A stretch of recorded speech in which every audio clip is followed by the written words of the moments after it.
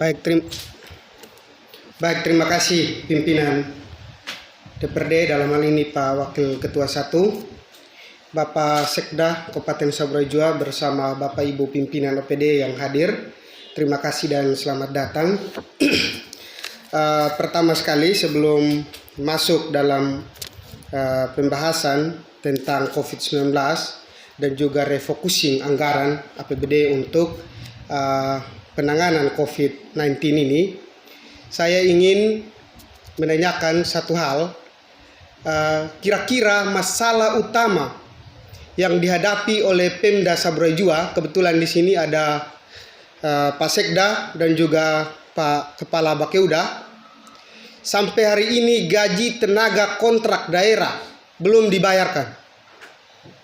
Dalam kaitannya dengan penanganan COVID-19 ini, gaji teman-teman honor daerah atau kontrak daerah di bidang kesehatan ini pun belum dibayar sampai hari ini.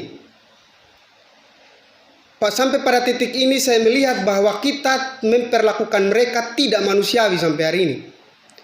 Kita tahu dan kita sadar bersama bahwa teman-teman di kesehatan ini adalah garda terdepan dalam pelaksanaan program pencegahan COVID-19 ini. Sudah tidak dibayarkan honor mereka, APD minim, apa kita masih layak disebut pemimpin manusiawi di sini? Coba kita bayangkan, kalau misalkan Bapak dan Ibu semua tidak menerima gaji 4 bulan seperti tenaga kontrak daerah ini, masih bisa tidak melakukan seperti itu? Saya pikir kita harus punya hati di situ. Tidak ada uang kah? Atau masalah apa di sana? Tingkat kesulitan dalam membayar hak mereka ini apa? Ini untuk dinas kesehatan ini.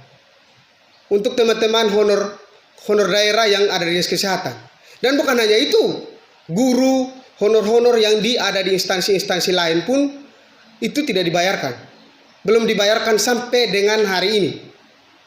Ini menjadi perhatian dari Bapak Sekda, Kepala Bakeuda dan Bapak Ibu pimpinan OPD, terlebih khusus pimpinan OPD di dinas kesehatan ini dalam memperhatikan hak-hak mereka ini. Begitu pula dengan tunjangan teman-teman PNS, ini belum dibayar sampai hari ini. Itu masalahnya apa di sana? Bayar saja kok susah sekali. Kita ini daerah pemerintah yang begini besar, yang ada anggarannya, kenapa susah itu? Itu yang pertama. Yang kedua, saya ingin masuk ke refocusing anggaran. Pertama, saya tentu berterima kasih kepada pemerintah Kabupaten Saburai Jua karena telah dengan sigap mengambil langkah-langkah dalam melaksanakan instruksi Presiden dan juga edaran-edaran peraturan yang dikeluarkan Mendagri dan pemerintah di bawahnya. Saya berterima kasih untuk itu. Namun sebagai anggota DPRD, saya tentu bertanya, yang mana melekat dalam diri kami fungsi pengawasan dan fungsi budgeting di sini.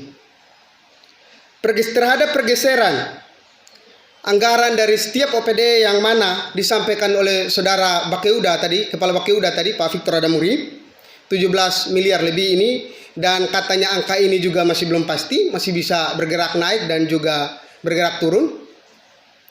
Dengan adanya Impres nomor 4 tahun 2020 dan Permendagri 20 tahun 2020 ini, apakah menghapus fungsi pengawasan dan fungsi anggaran yang ada pada lembaga DPRD? Jika tidak, maka pertanyaan saya, seberapa jauh dalam hal ini Pemkab Saburai Jua dalam melakukan refocusing ini melibatkan lembaga DPRD atau minimal anggota badan anggaran DPRD? Bahwa kehadiran Bapak dan Ibu di ruangan DPRD ini atas undangan dan inisiatif DPRD. Kami belum melihat sedikit pun ada komunikasi tentang pergeseran anggaran ini. Saya sebagai anggota badan anggaran. Perlu Bapak dan Ibu catat, konteks yang saya sampaikan ini kami bukan tidak menyetujui. Bahwa menyikapi kondisi atau situasi global ini, kami menyetujui. Tetapi dengan fungsi yang diberikan oleh undang-undang pada kami, tentu kami merasa bertanya dan juga merasa punya bertanggung jawab terhadap hal ini. Oleh karenanya, mungkin hari ini tidak dapat dimasukkan oleh karena adanya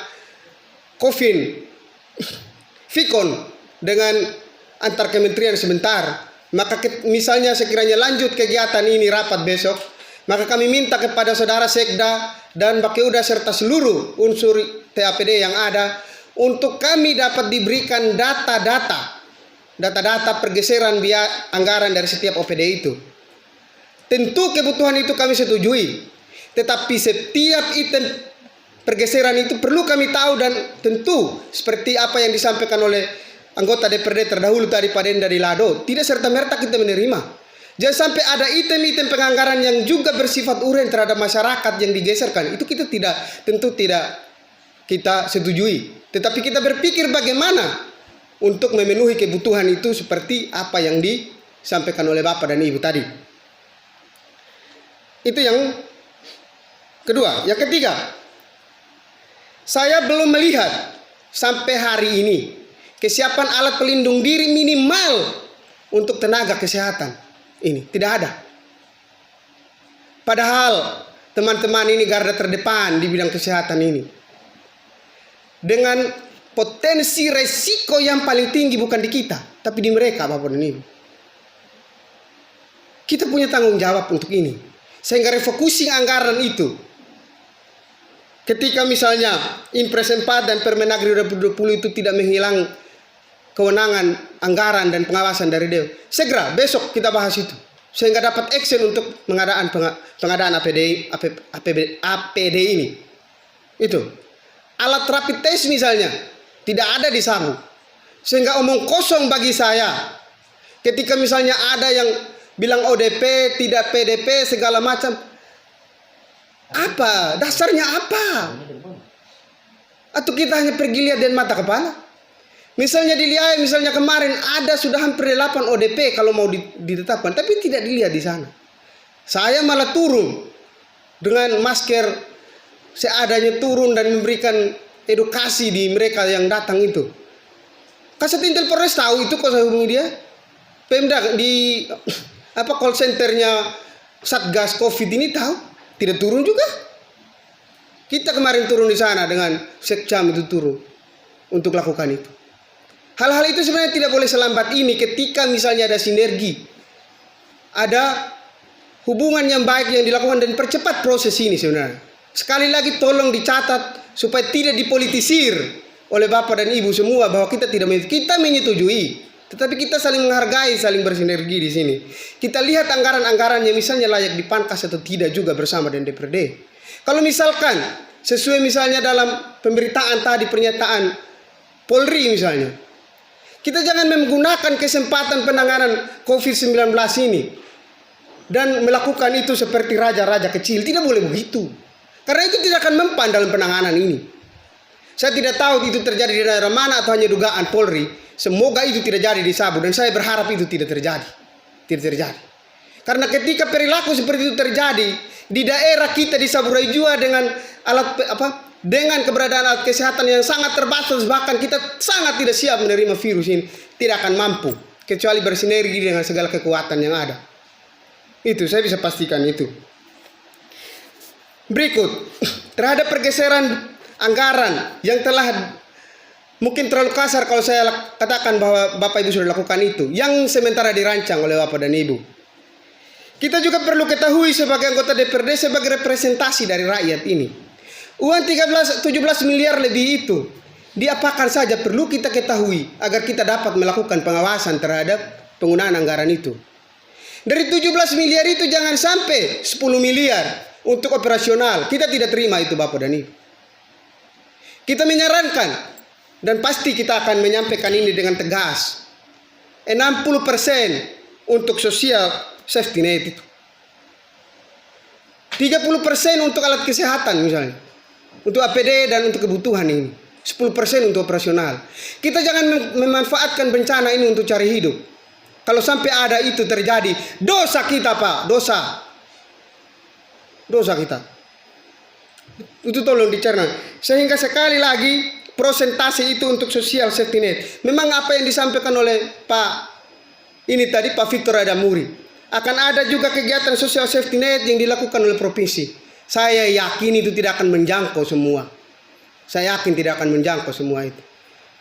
Faktanya selama ini juga ada bantuan-bantuan langsung dari pemerintah pusat. Ada juga yang terjadi. Sehingga kita perlu juga ada anggaran untuk itu.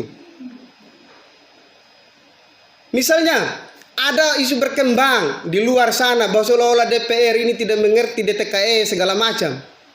Anda salah itu. Kita ini juga pelaku-pelaku sosial, kita tahu itu. Pendaftaran DTKS sosial bisa, pendaftaran DTKS mandiri bisa, sehingga masyarakat kita yang belum terjangkau ini bisa didata dan diberikan bagian dari 17 miliar lebih ini.